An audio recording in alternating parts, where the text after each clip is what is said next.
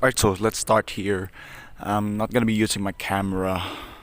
I'm just gonna be, like using this presentation so you could see it more clearly. So there's no bullshit. So let's start with this. Get checked with this workout template. That's the personal program I used back then at the gym. So this is basically a beginner's, kind of guide to really help you to have this kind of direction of to train, and also for you to kind of have this basic knowledge of how to make your own training program. Right, so let's start here. What to get from this video? So I'm gonna give you my kind of stories to give you a little bit of insight on my experience on what I did back then, my mistakes, and how I kind of fixed it.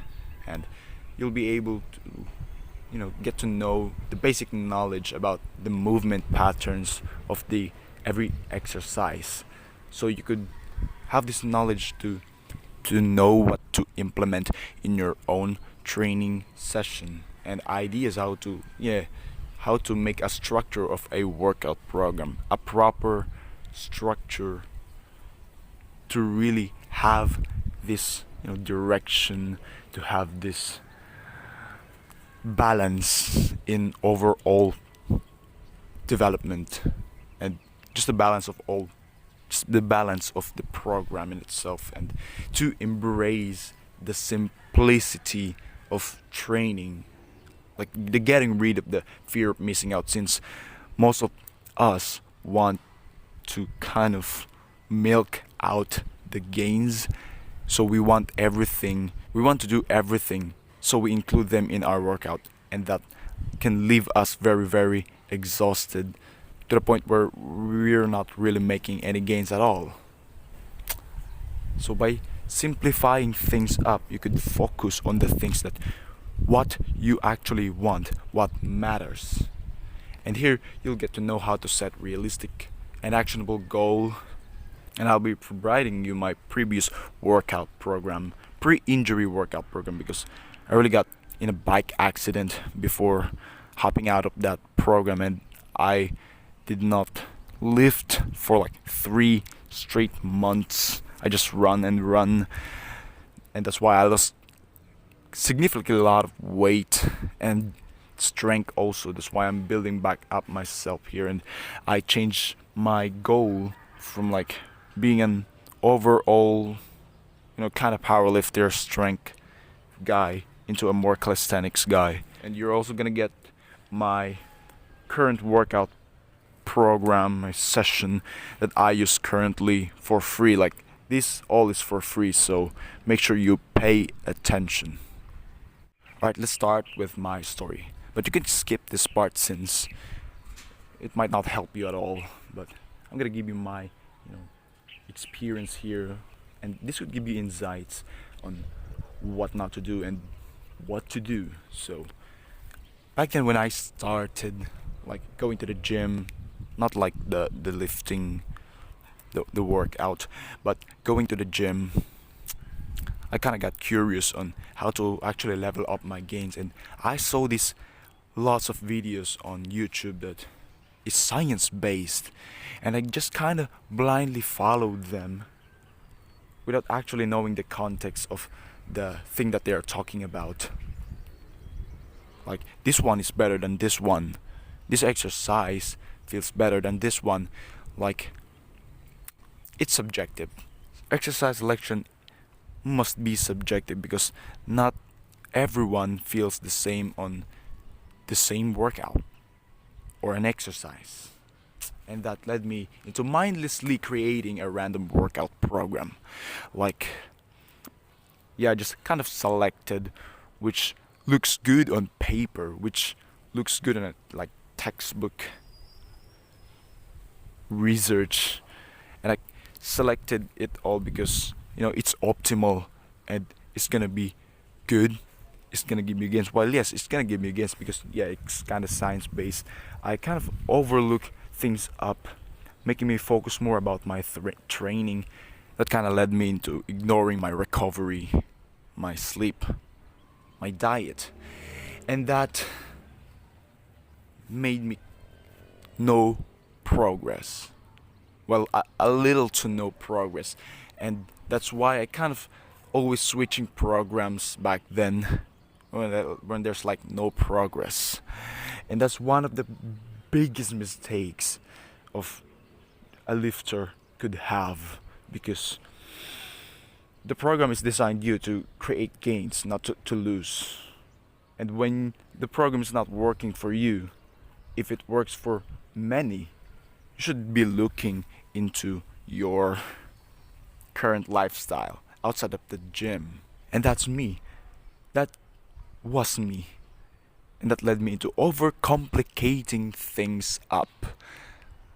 I was thinking like back then I'm not making progress, so I must be in the intermediate level lifter because I'm not making any progress with these programs anymore. So I overcomplicated things up by hopping into an intermediate program that is designed to make progress but in a slow manner, which is not optimal for beginners like me.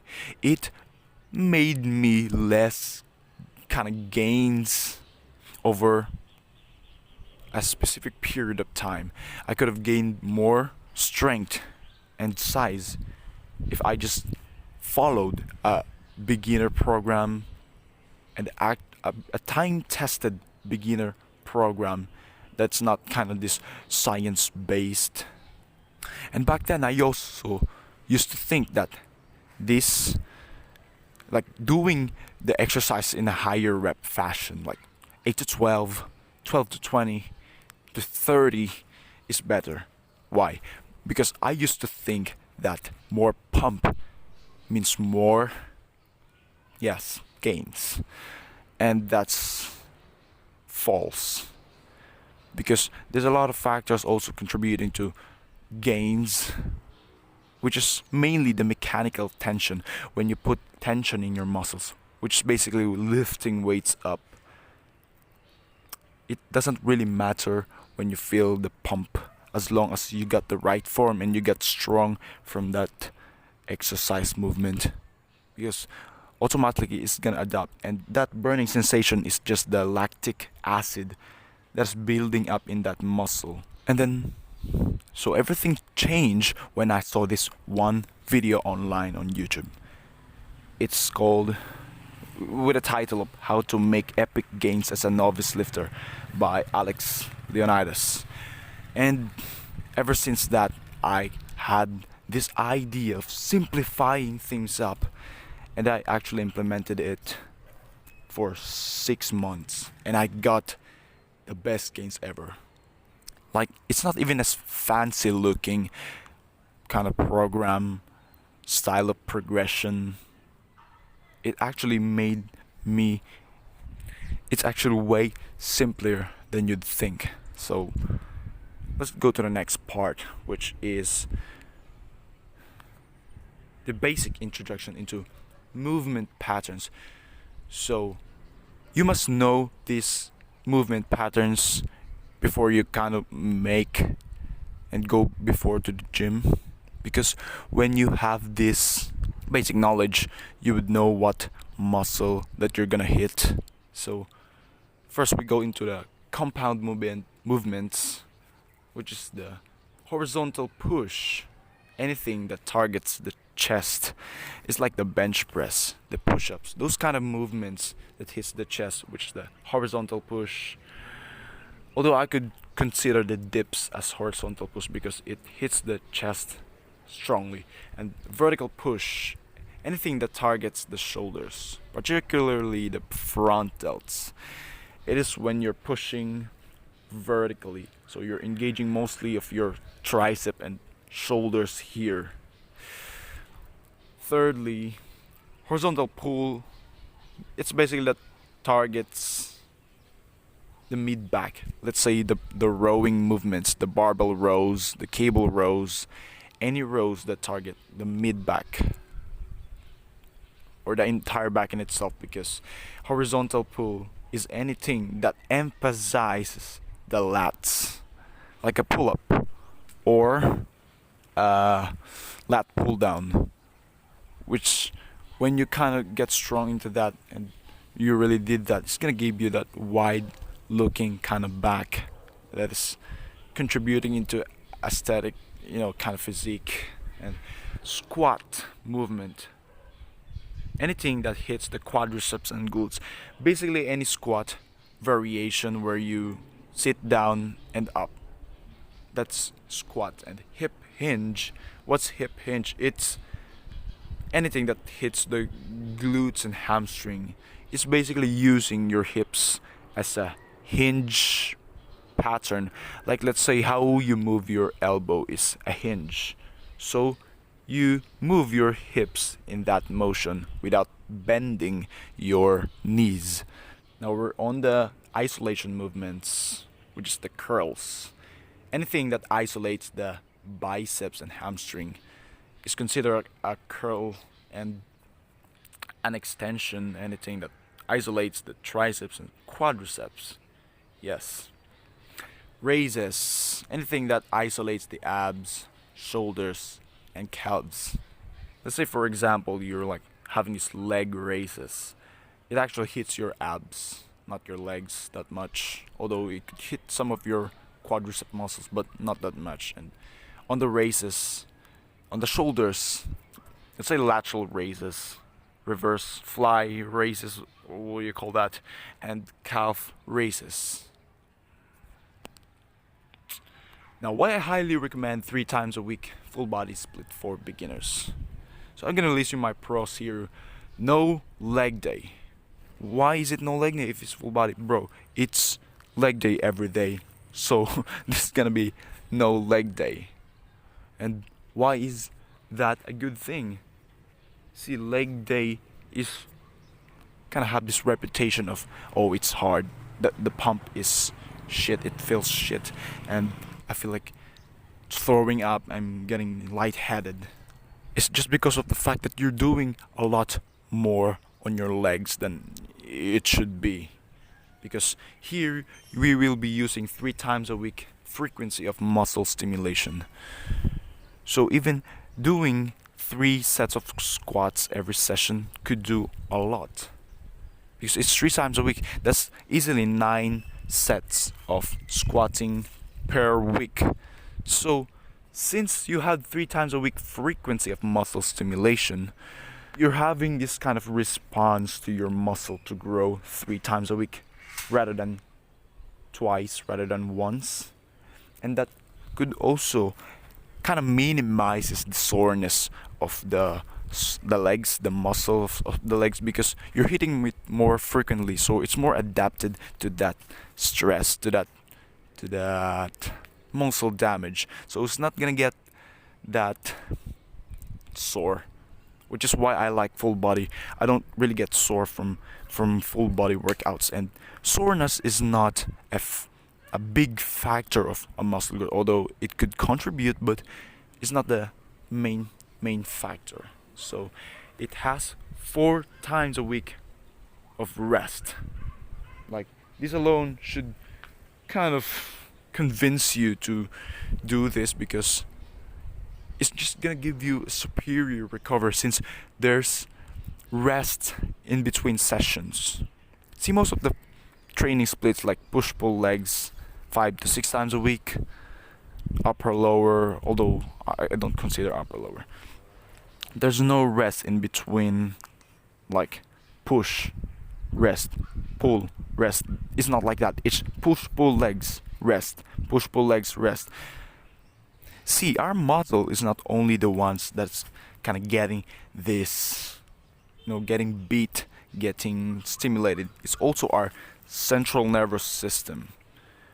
When you lift for one day and then lift for another day, the fatigue of your nervous system is just gonna accumulate overall throughout the week, because you did not rest you did not have one day of rest.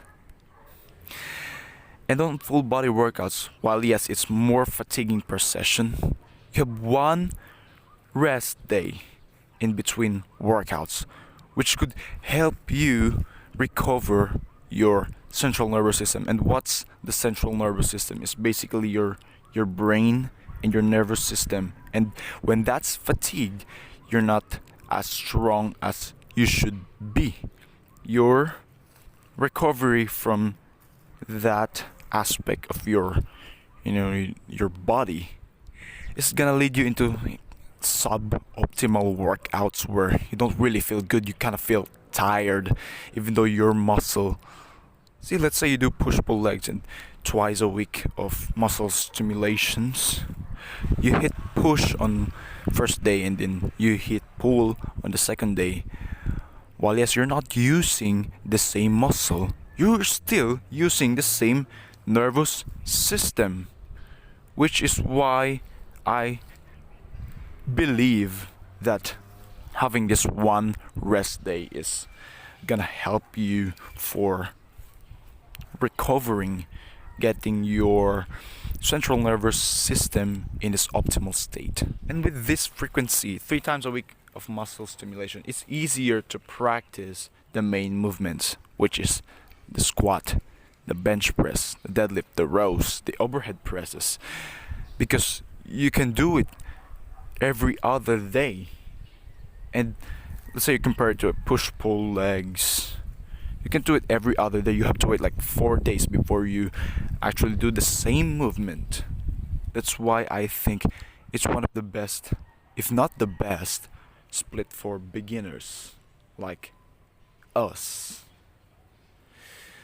And you can have a cardio day, a low intensity cardio, not a high intensity cardio though, because you have this one rest day in between workouts. See, when you have this 3 times a week full body, you get train in Monday, rest on Tuesday, train on Wednesday, rest on Thursday, train on Friday, and then you have this 2 consecutive rest on Saturday and Sunday. That means you could have more time to spend outside of the gym. You could enjoy more of the other things than being slave at the gym for like 6 times a week. And actually, on the full body workouts, you could skip a day. Let's say you did not do your workout today, but it's okay to do it tomorrow because you're training everything in your body. It's full body, so you're not skipping anything. So it's just alright. Because when you did like, okay, let's say push-pull legs, you're about to do your pull today, but you did not do it because there might be things that contributing to it, but you could literally skip your pull day because the next day is your leg day. Although you can do your pull day for tomorrow and the legs for the day after tomorrow, you kind of gonna mess up your schedule. So that's why I think doing this full body workout is much more flexible options in practicality and in day-to-day lives.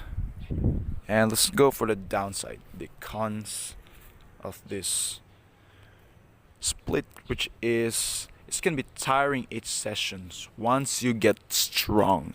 That's the keyword, once you get strong. And most of y'all are still weak like me.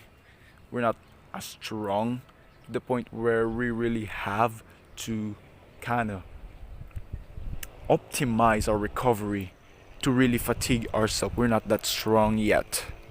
And there's always a solution for this in each session when you get strong. Let's say you're in this late novice lifter where you kind of have this squat of 250 pounds. So it's going to be a little bit tiring when you do the squat bench deadlift on the same day. You could decrease the volume of each, let's say, you can have this one particular day of you gotta focus more on squats, on There's day on deadlifts, and then there's day on bench press, and then there's day on those main three movements are fatiguing and must really carefully programmed when you're already getting strong, which is you might not actually be in that position. And there's no arm day in 3 times a week full body, although there's arm isolations usually at the end of the workout. It's still, you don't really have the full energy to do that arm workout, so it's gonna leave you half-ass in doing that arm exercises. But there's a solution for this, which is you can add an arm day after the third session of the week, which is what I mentioned earlier, is that 2 consecutive rest days. Let's say you did it on Friday, that's the last session, and then you could rest for like Saturday, Sunday. You could do your arm day on your Saturday, since because there's still rest day on Sunday, so it's not gonna overlap your recovery. And that's why I think this split is very, very flexible. It's so you can modify it a lot. It could be done twice a week, 4 times a week, many, many more. And another cons, which is really unnecessary here, is no crazy pump. Like, yeah, pump feels good personally, because when you kind of do this chest day or a push day, where you're most likely be doing the chest exercises and chest exercises after chest exercises, it's gonna give you that crazy, crazy pump on your, and it feels good. And you can't do it that in full body program, since most chest movements are like once a session, because you're doing it 3 times a week, so you better be recovering enough to do it in between sessions, so you don't really fatigue your chest in every session that much, because there's another session that you must do. So this is my 3 times a week template of the full body. So this will have a workout A and B format. So let's say you did on Monday, Wednesday, Friday workout A, workout B, workout A again, and then for the next week you'll do B, A, B, next week A, B, A, and B, A, B, and rinse and repeat. It's basically just alternating between workout A and workout B. So let's start with a squat. Anything that hits the glutes and quads, you must start with a squat because it's the most tiring, so it deserves your energy and attention to really give it all. But it really depends on your goal. Let's say you want to be strong on your bench press, on your chest, well, you could place it in the first in your workout. That's like what I currently do right now, because I prioritize my upper body this time. But back then I used to do like squat first, because I'm kinda into the powerlifting. And secondly, the horizontal push, anything that hits the chest. Number 3, horizontal pull, anything that hits the mid back. It's the mid traps, rear delts, and lats. Anything that hits those at the same time, like say like the barbell rows, cable rows. Number 4 is hip hinge, anything that hits the glutes and hamstring. Like what I said earlier, the hip hinge is very, very important, because the hamstring muscle is kind of overlooked, ignored, is not getting as much stimulation, so including that into your program is a smart idea. And number 5 is bicep curls. Any curl variation that hits the triceps, the biceps.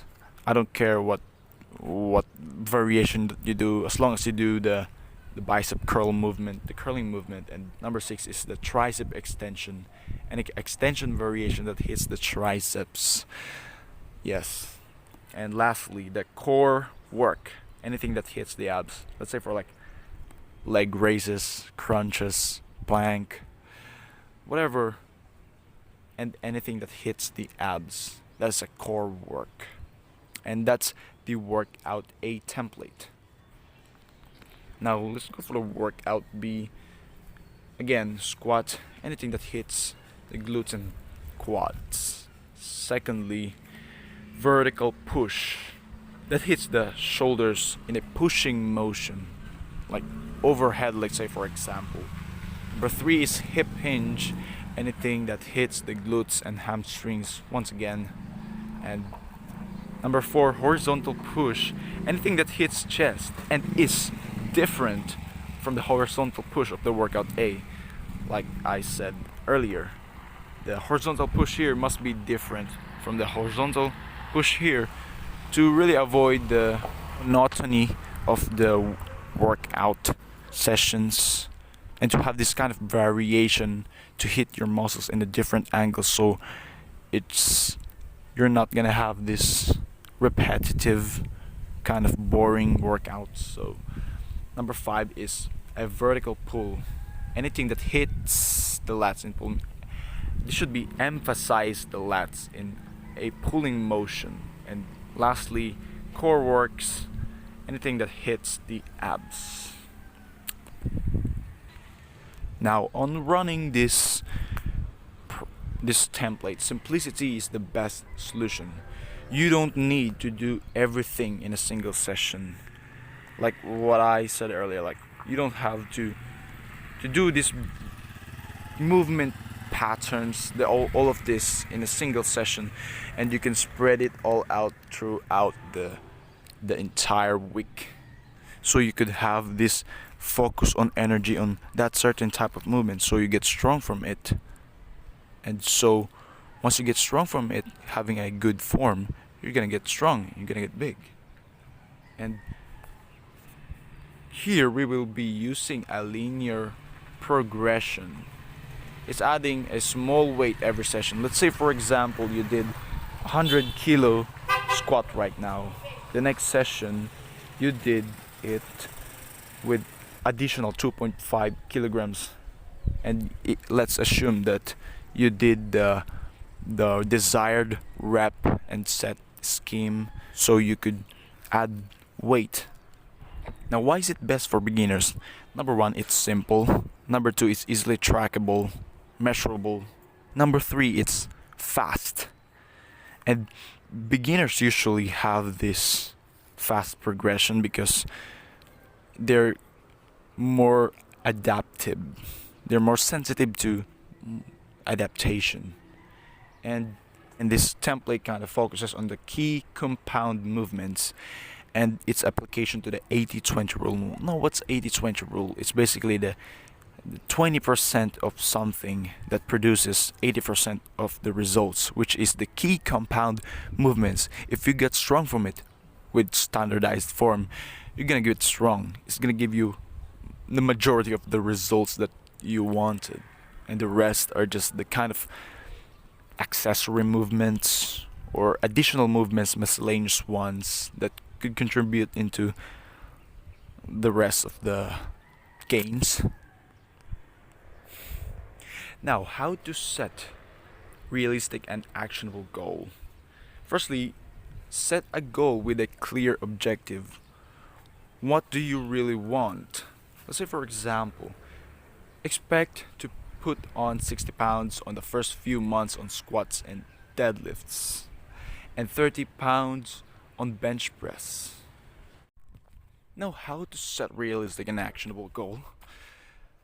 Firstly, set a specific goal with a clear objective. Let's say you want to get strong, you just want to get strong squat, bench press, deadlift.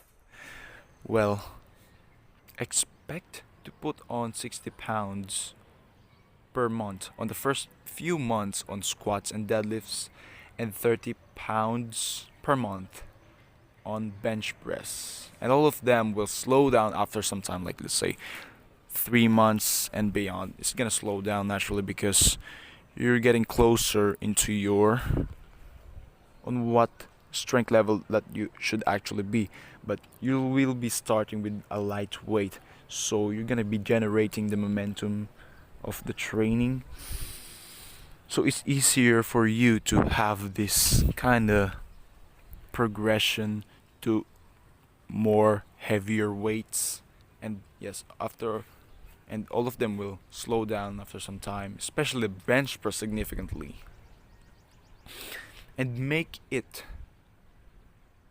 very, very lightweight. Let's say you just do bar for the squat and bench press, and you could do light ones on deadlifts, just so you can practice the form, the standard form, the good form, so that yes, you could generate momentum on your training progress, like to get in motion. Because once you really become like masterful on these movements, you could be efficient in moving those weights, so you're having easier time to actually like just jumpstart the training and continue making progress. And yes, make it measurable or can easily be tracked. Now, what does that mean? See, when you want, let's say, 100 kilogram squat for after 6 months, you could just hop on a linear progression model of progression, and then you have this log book, or you could use your notes on your phone to have this log of your workouts. Today, what you did today is, let's say, 100-pound squat, and then on the next session you list it 110, so it's easily measurable and tracked. And make sure that the program actually supports your goal. Let's say you want squat. Well, of course you want the program that places the squat first thing in the session and that actually emphasizes it. Or let's say you just want a general strength. You want to have this balanced program to actually support your goal, which is the general strength. And obviously be mentally prepared on setbacks like bad sessions, injury, although this can be prevented, and stalling. And stalling is not a plateau, because plateau is when you really make no progress at all. Let's say, for example, you get the training, the diet, the lifestyle right, but you're not making any progress. That's plateau. Whereas on stalling, let's say you don't make any progress on your, or let's say you just kind of stuck in that weight, but other lifts are increasing as well. That's not a plateau. You just kind of need some micro adjustments in your approach of your training at that time. There's no significant, a significant change isn't necessary. And like all of that, expect to put 60 pounds and start with very lightweight. All of this progress will happen if you get the lifestyle, like sleep, diet, and recovery right. That's the foundation of it. You must have this recovery, the fuel on you to really crush the workout and really make progress. So take it seriously this year. Take it seriously for the rest of your life if you really want to, achieve it. Alright, so the program that I used previously, that is inspired by Ice Cream Fitness by Jason Blah and Alpha Destiny Novice program, like the Alex Leonidas guy that I saw from YouTube, which the dude that helped me to make these massive gains in a simple way. So I kind of copied the Alpha Destiny progression model and the rep scheme and the Ice Cream Fitness's exercise selection. So let's start with workout A, which is squat, 3 sets of 4 to 6 reps. Now pause, bench press, 3 sets of 4 to 6 reps. Now why is it paused? Because when you get strong in your post bench press, your normal bench press is automatically gonna be stronger, and post is gonna give you that weighted stretch at the bottom, which is the hypertrophic spot for like the entire lift. And when you pause from that, you're increasing the time under tension in that movement, so it has more potential for hypertrophy. And with that, you could also practice the movement itself, so you're not gonna be cheating yourself into doing the bench press and bouncing it off on your chest, which is a big mistake if you do it most of the time. And thirdly, the barbell rows. Now you do this barbell rows in a very very horizontal upper body in a dip position, like you're not doing it bodybuilder style, you're doing it like the pendlay style, horizontal torso. So with this, you're gonna be hitting the entire back like crazy. Third one is the Romanian deadlift. This is our hip hinge pattern. This is really important for you to do because it hits the entire back, not just the glutes and hamstring itself. It's hitting the mid traps, it's hitting the spinal erectors. It gives you that meaty look. It hits the entire back, the posterior chain of human body, and that is really good for athleticism. Yeah, so our fifth one is our preacher curl. Now why is it preacher curl? I really like preacher curl because it's a strict curl movement, and it is usually hardest at the bottom. And the bottom part, as I mentioned earlier, is the most hypertrophic spot because it is where your muscle is at its weakest. Now when you get strong from that weak position, you're automatically gonna be strong from the rest of the movement. And since the bottom position has more stretch, the weighted stretch, it's more susceptible to hypertrophy and yes, injury. But injury is not really gonna happen if you control the weight and it's not as heavy, like let's say 3 reps or 5 reps. You should do it for like 6 to 10. Wait bro, I kinda actually made a mistake there. Preacher curl should be around 6 to 10 reps, and our overhead tricep extension is 8 to 12 because I usually superset both. And since overhead tricep extension is easier, so I'm stronger at it, therefore I'm gonna be performing more reps with it because I'm supersetting it to really save time and to feel that arm pump. Lastly, our weighted knee raises. Now how do you make it weighted? You basically clamp your legs into a dumbbell and raise your knees into your chest until it reaches the chest. But you get the idea of like you're curling your hips into your chest. It could be done in a Roman chair or in the bar. You can hang on the bar. And workout B is yes, another one. Squat 3 sets, 4 to 6 reps. And secondly, post barbell overhead press. Now why is it paused again? So you really could control the weight, so you could practice the movement and get actually strong from it because it's a standardized form, so you're not cheating it out. Thirdly is the deadlift.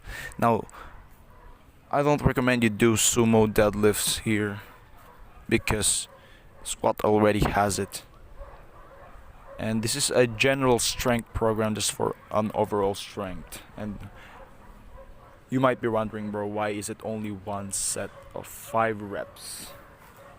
See, deadlift is a fatiguing exercise, and you're better off doing one set of it since you're a beginner. And doing one set is actually enough for one session of deadlift. Like, trust me, I went from like 195 pounds to 300 pounds of deadlift just doing that one set of 5 reps, and I did it like 5 reps beltless. And that's already a progress. And number 4 is our close grip 45-degree incline barbell bench press. You do it for like 3 sets, although you could do it 2 sets, but 3 sets I think it's much better option. 6 to 8 reps again. Now it's a different one from the earlier said bench, which is the post bench. So you could target your chest in a different angle to hit that upper chest so it does not lag like mine. Because I neglected the incline bench press back then. Number 5 is weighted chin up, 3 sets of 3 to 5 reps, or underhand lat pull down, 3 sets of 6 to 8. Now you can do this underhand lat pull down if you couldn't do weighted chin up yet. But once you are able to do weighted chin up, actually I recommend it because I don't know, it's a matter of personal preference, I guess. I just like flying with weights hanging on my balls. And lastly, weighted knee raises. Again, like what we did earlier, you increase the rep. Alright. Now, how do you progress with this program? Simple. It's linear progression on the big basic movements like squat, bench press, barbell rows, Romanian deadlifts, squat, post barbell overhead press, deadlift, close grip 45-degree incline barbell bench press, chin up.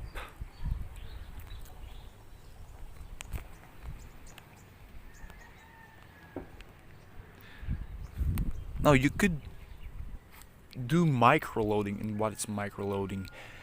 Instead of adding 5 pounds to every session, you do 1.5 pounds, 1.25 and 2.5 pounds, which can be utilized by mid to late novice lifters where the progress is slowing down but you're still a novice lifter, because when you micro load you're basically slowing down the progress because your adaptation to strength gains is getting slower, so you're matching your progression to your adaptation.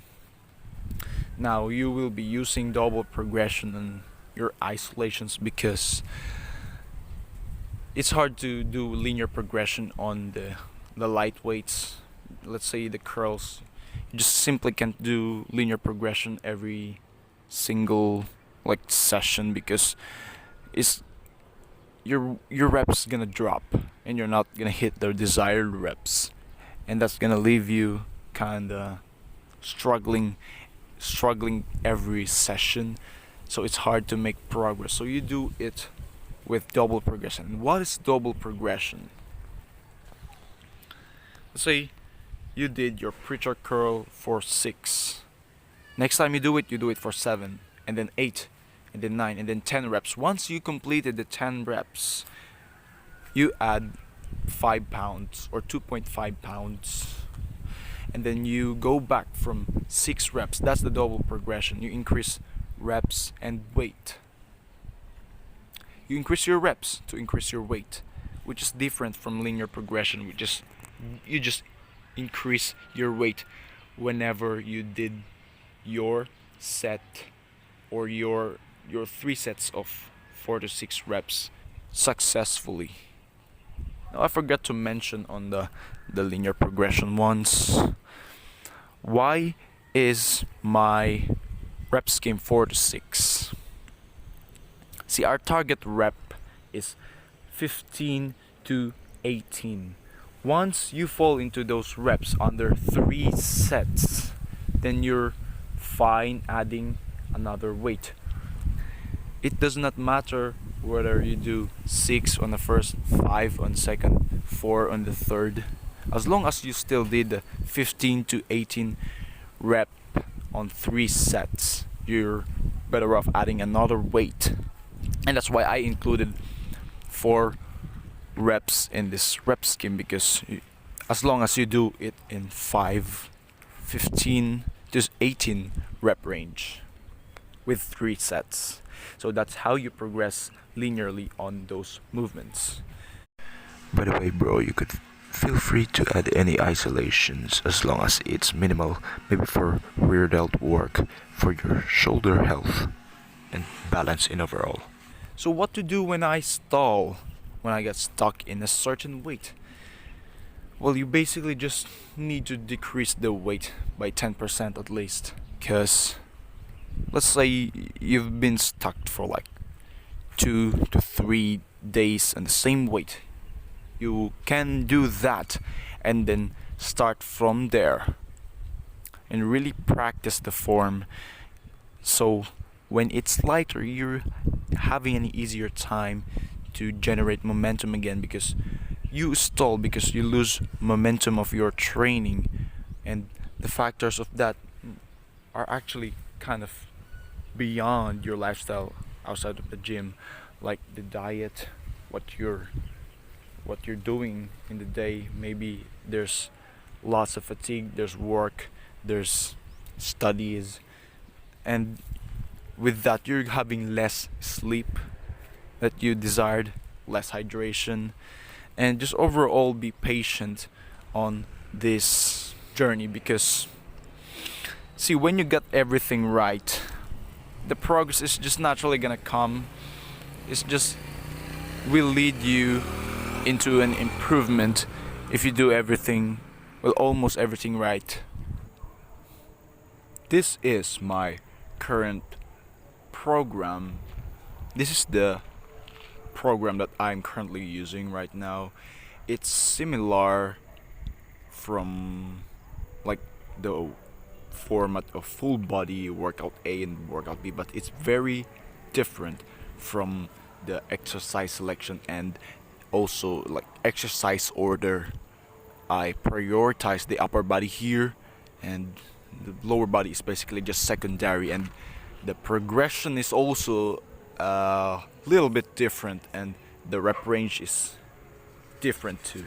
So we will start with a weighted chin up, 3 sets of 6 to 8, weighted dip, 3 sets of 6 to 8, low bar squat, 3 sets of 6 to 8 Romanian deadlift, 2 sets of 6 to 10.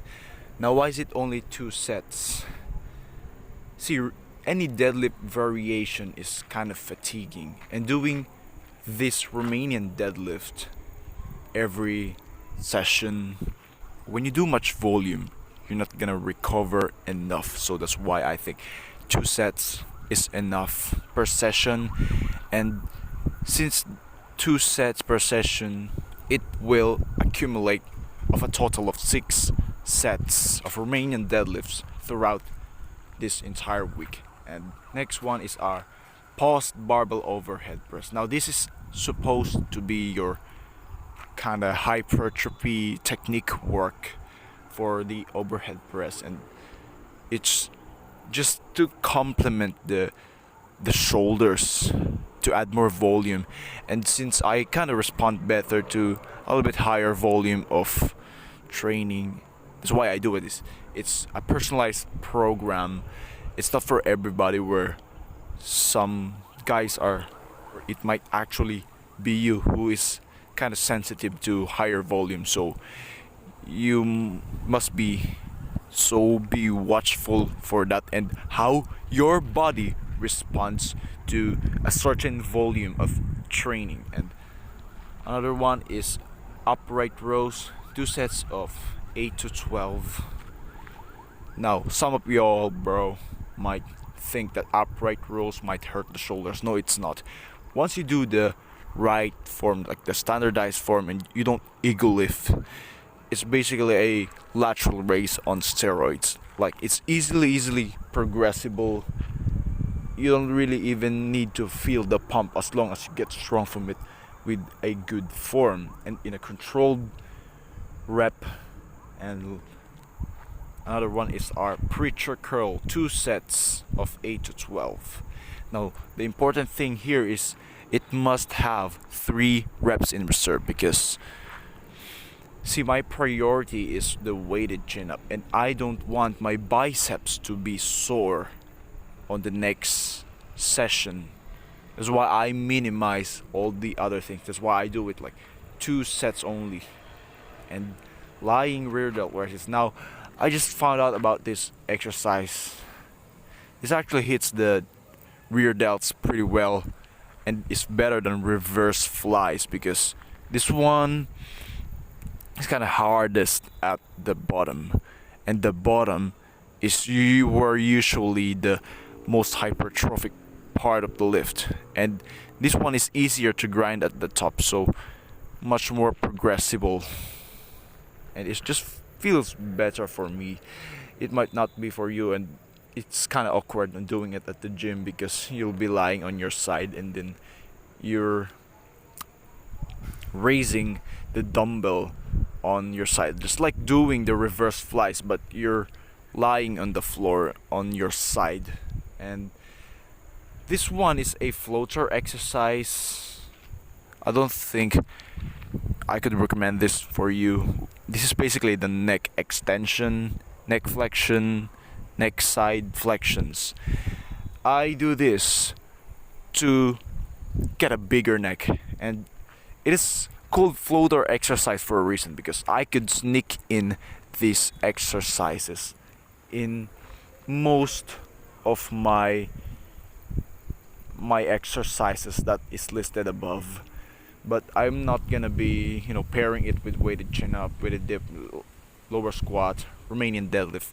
Basically on the post overhead barbell press I'm gonna be supersetting that neck work, like the neck flexion on the post barbell overhead press because it saves time. And on the next one, on upright rows, I'll be putting my my neck work, then my neck extension that hits the back of the neck. And then on the preacher curl I do sides, and that's it for workout A. So workout B, weighted chin up 3 sets of 6 to 8 again. And the next one is barbell overhead press. This one you're not pausing at the bottom, you're not bouncing either, you're just not really pausing in the bottom, and once you reach the collarbone you explode from the bottom to the top, so the lockout is gonna be easier for you, so you're more likely to move weights and do a successful rep. And number 3 is low bar squat, again the Romanian deadlift, and this time we do paused deep weighted dip. 3 sets, no, it's not 3, it's 2 sets of 8 to 12.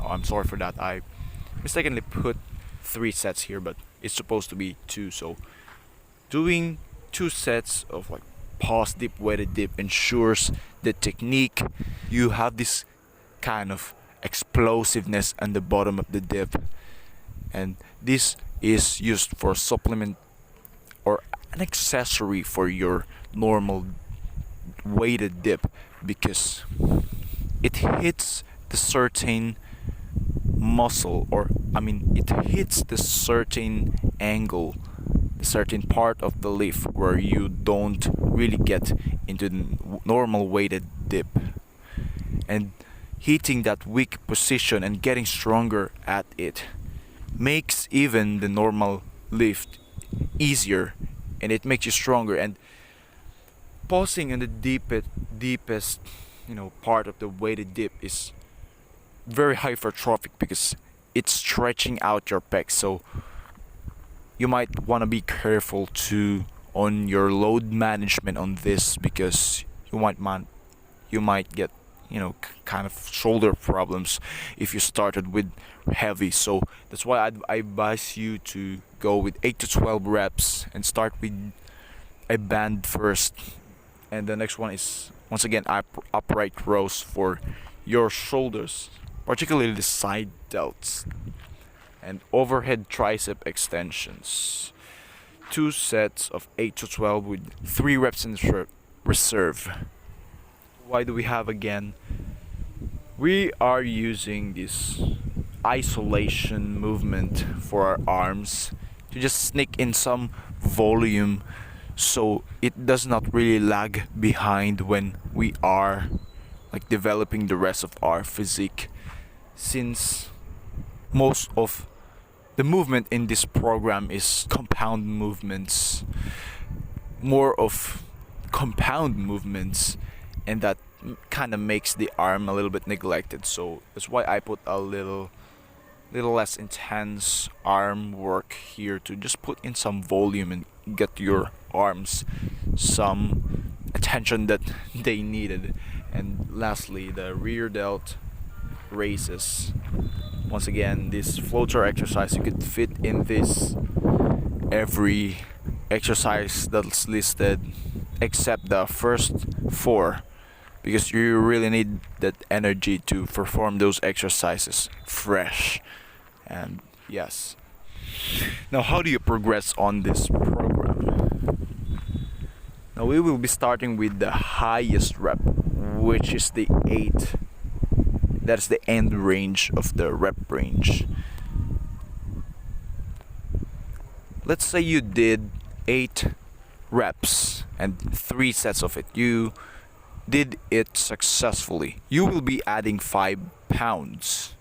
Yes, 5 pounds whenever you successfully did 8, 8, 8, or 8, 8, 7, or 8, 7, 7. Once there's 8 in your rep, in like your total set and reps, you add 5 pounds. And once you reach the 7, 7, 7, you decrease the rep, because you're naturally going to be decreasing the rep, because when you increase the weight, the reps is going to be harder, so expect it to decrease. So when you decrease the rep into 7, you'll be adding 2.5 pounds each session. 7, 7, 7, you did it completely for 3 sets, and then 7, 7, 6, another 2.5, 7, 6, 6, 2.5, and once you reach 6 reps, you'll be adding 1.25 pounds, or basically 0.5 like kilograms, or whatever you have at the gym that's around that weight. Once you really can't, you add that 1.25 pounds every session when you reach like 6, when you completely did 6. Now here's the most important part. If you did 6, 6, 5, you're not adding any weight. Just keep that weight and do the 6 reps of 3 sets completely. If you cannot do it for like 3 sessions, for more than 3 sessions, you can add like 1.25, or you've been stuck. Now you're ready to hop on another phase. Funnily enough, I'm still not in this phase. I'm still on this transition of like 6 to 8 reps. I'm still not done on making gains, so yeah, it should last like that. It's been like 6 weeks already since I've been on this program. And once I really, kind of plateau or stall, I'll be hopping on the next phase, which is the strength, where I went from 6 to 8 reps to 3 to 6 reps. And then I'll be repeating the same process when I did like, let's say 3 to 6. The end range is 6. So when I did like 3 sets of 6, I'll be adding 5 pounds.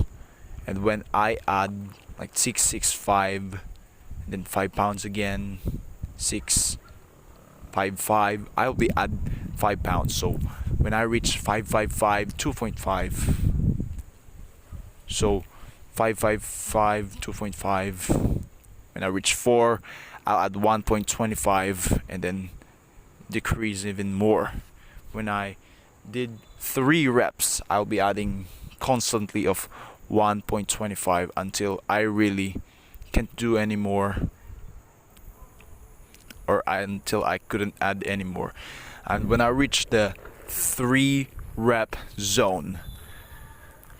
I'm gonna be stuck here for many weeks, I think, because in this part I'll be making most of my strength and explosiveness, because I'll be working here with mostly of the strength, since I call this the strength phase. I'll be adding 1.25 pounds per session, and then once I stall, like I did 3-3-2 for like 1 week straight, then I'll be hopping on the next phase of this program, which is a little bit on the more advanced, but it's still on the beginner side. Like this program is basically the progression method, or the progression kind of format that I use, the progression system I use, which is from Matthew Zlat. That guy is like the Russian street lifter who does the weighted pull-ups, weighted dips, and squats. He's got like the strongest weighted chin up natural as a natural lifter, and strongest dip also. That guy's crazy. That's why I follow his advice. Well, yeah, genetic monster. He's also really smart on his training. That's why I'm kinda his follower.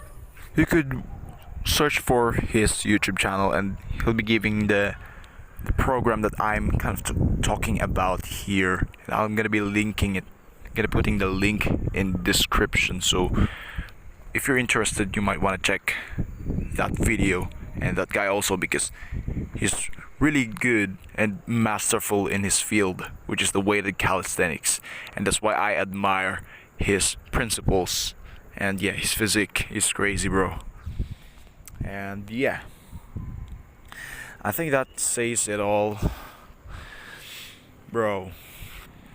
Like, this is one of the no, this is my first time actually making this kind of guide ever in my entire life, and I just want to help y'all, bro, because I know that you want to get stronger, really, but you don't have this kind of information or knowledge that isn't really given by the people, and that's why I'm here to give it for free, but you must pay attention.